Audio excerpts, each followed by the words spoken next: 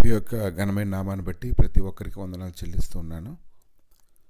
ఈ ఉదయకాలాన్ని ఆయన సన్నిధిని సమీపించేటువంటి వారందరికీ క్షేమం కలగాలని, దేవుని యొక్క కృప వారికి తోడుగా ఉండాలని ఎంతగానో స్తుతిస్తూ ఉన్నాము.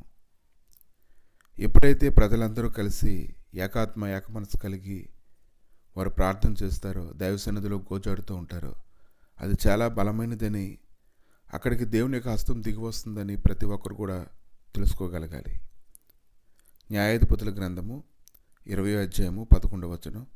కాబట్టి ఇశ్రాయేల్ అందరూ ఒక్క మనుషుడైనట్టుగా ఏకీభవించి ఆ ఊరి వారితో యుద్ధం చేయటకు కూడిరి. ఎక్కడైనా సరే అందరూ కలిసి ఏకీభించేటువంటి స్థితి ఉన్నప్పుడు, ఒక్క మనుషుల్లాగే అందరూ కలిసిపోయి దేవుని స్తుతిస్తూ ఉన్నప్పుడు అక్కడ గొప్ప దేవుని కార్యాలు చూస్తారని మనం గ్రహించుకోగలగాలి. యెషయా గ్రంథము 52వ అధ్యాయము 1-2 వచనాల్లో, సియోను లెమ్ము లెమ్ము, నీ బలము ధరించుకొనుము, పరిశుద్ధ పట్టణమైన యెరూషలేమా, నీ సుందర వస్త్రములను ధరించుకొనుము. ఇక మీదట సున్నతి పొందనవాడైనను అపవిత్రుడు ఒకడైనను నీ లోపలికి రాడు. తూలి దులుపుకొనుము, యెరూషలేమా లేచి కూర్చుండుము, చెరపట్టబడిన సియోను కుమారి, నీ మెడకట్లు విప్పివేసుకొనుము. కనుక ఈ దినాన దైవ సన్నిధిలోని గ్రహించుకున్నట్లయితే ఏకాత్మ ఏకమనసు కలిగి విడిపించబడడానికి ఎంతమంది అయితే మొరపెడుతూ ఉంటారో, మొరపెట్టేటువంటి వారు అందరినీ కూడా విడిపించడానికి దేవుడు శక్తిమంతుడై ఉన్నాడు.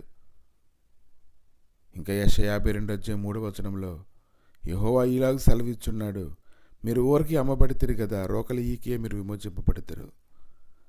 కనుక ఈ దినాన దేవుడు విమోచించడానికి ప్రతి ఒక్కరి పట్ల ఎంతో ఆలోచన కలిగి ఉన్నాడు. కానీ విమోచన అనేది అనేకులు ఏకీభించి ప్రార్థన చేసినప్పుడు, బహుబలముగా స్తుతించినప్పుడు, బహుబలంగా దైవసన్నిధిలో గోచాడుతున్నప్పుడు గొప్ప కార్యాలు వారి జీవితాల్లో చూస్తారు.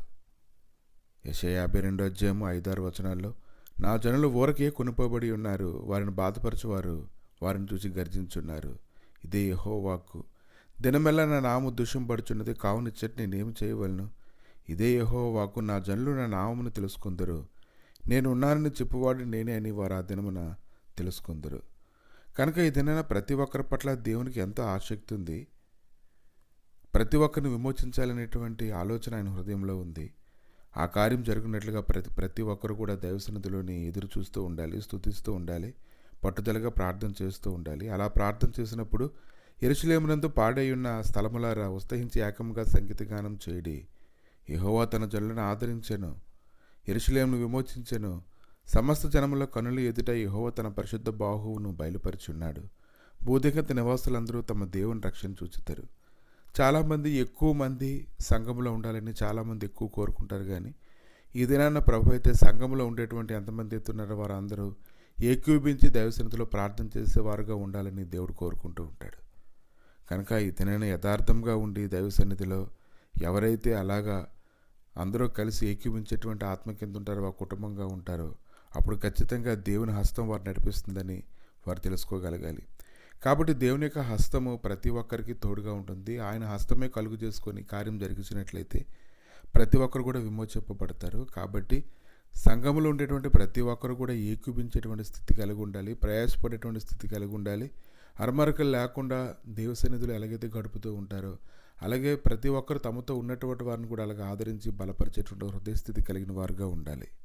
నెహెమ్యా గ్రంథము 2వ అధ్యాయం 18వ వచనంలో, నాకు సహాయం చేయు దేవుని హస్తమని ఆయన అనుకుంటూ ఉన్నాడు. నెహెమ్యా పలుకుతున్నటువంటి మాటలు కానీ మనం జ్ఞాపకం చేసుకున్నట్లయితే, దేవుని యొక్క హస్తం ఎప్పుడు దిగి వస్తుందంటే ప్రజలందరూ కూడా ఒకే మనసుతో, ఒకే ఆత్మతో ఆయన సన్నిధిలో సాగిలపడినప్పుడు సంఘం యొక్క ప్రార్థనకి ఎంతో ఘనత ఉందని మీరు తెలుసుకోగలగాలి. ప్రభా, ఈ ఉదయకాలాన్ని నీ గాయపడిన స్థలకు అప్పగించి ప్రార్థన చేసి స్తుతిస్తుండగా, దేవా నీవే నీ కృపను దయచేసి నీ మహిమతో నింపి నడిపించి బలపరచమని, దేవా నాయన నీతో ఏకీభించేటువంటి మనసు ప్రతి ఒక్కరికి దయచేసి అందరితో కలిసిపోయి ఏకీభించి గొప్ప కార్యములు నేను చూడగలుగుటకు తండ్రి నీ సహాయం అనుగ్రహించి మహింపొందమని యేసుక్రీస్తు నామములు అడిగి వేడుకుంటున్నాము తండ్రి. ఆమేన్.